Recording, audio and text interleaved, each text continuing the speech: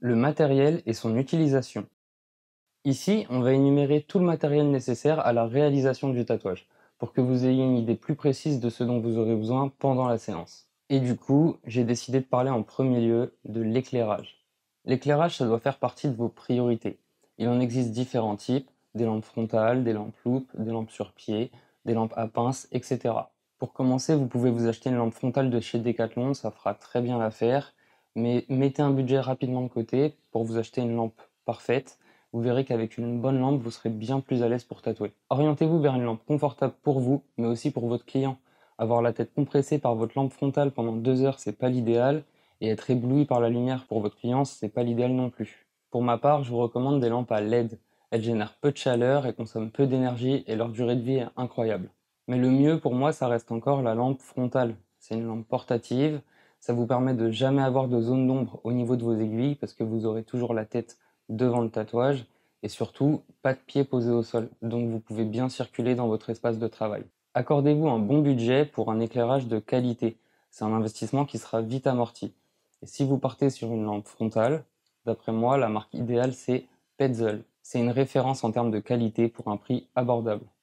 À partir de 80 € à peu près, ils en proposent un tas de modèles différents pour satisfaire à peu près toutes les demandes. Pensez à l'autonomie, au poids, etc. C'est super important. Et surtout, attention aux faisceaux. Il en existe de différents types et certaines lampes frontales ont un faisceau réglable. Le mobilier. Choisissez votre mobilier en fonction de leurs matériaux et aussi de leur praticité. Vous aurez généralement besoin de peu de matériel pour commencer. Une table de massage, ça fait très bien l'affaire et ça peut aussi servir de repose-bras. Ensuite, vous aurez besoin d'un plan de travail ou d'un meuble roulant, idéalement une servante. Pour ma part, j'ai choisi un plan de travail avec un revêtement en acier inoxydable. Je mets un champ stérile dessus, même si en théorie, je ne suis pas obligé. Sinon, on peut simplement protéger son meuble avec un film étirable et un champ stérile qu'on change évidemment avant chaque client, mais surtout pensez pratique. Une servante, ça roule, c'est pratique, on peut y ranger du matériel et ça permet un nettoyage facile des sols. Comptez une centaine d'euros pour une servante médicale sans tiroir et 200 €, voire 300 € pour une servante d'atelier. Et pensez aussi à prévoir un endroit adapté pour stocker votre matériel. Ça peut être un meuble à tiroir ou une armoire fermée, que vous nettoierez d'ailleurs régulièrement. Ces armoires peuvent aussi vous servir à stocker vos poubelles si vous n'avez pas de local poubelle. Concernant vos poubelles d'ailleurs, elles doivent s'ouvrir avec un système à pied.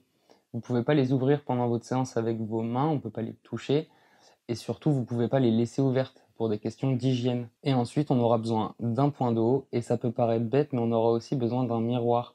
Votre client voudra probablement regarder le modèle une fois posé sur lui, le stencil, et tout simplement admirer son tatouage une fois qu'il sera terminé. Et en dernier, on aura besoin d'un tabouret. C'est votre dos qui trinque en premier, donc faites en sorte qu'il soit réglable en hauteur et surtout à roulette pour pouvoir faciliter vos mouvements encore et toujours.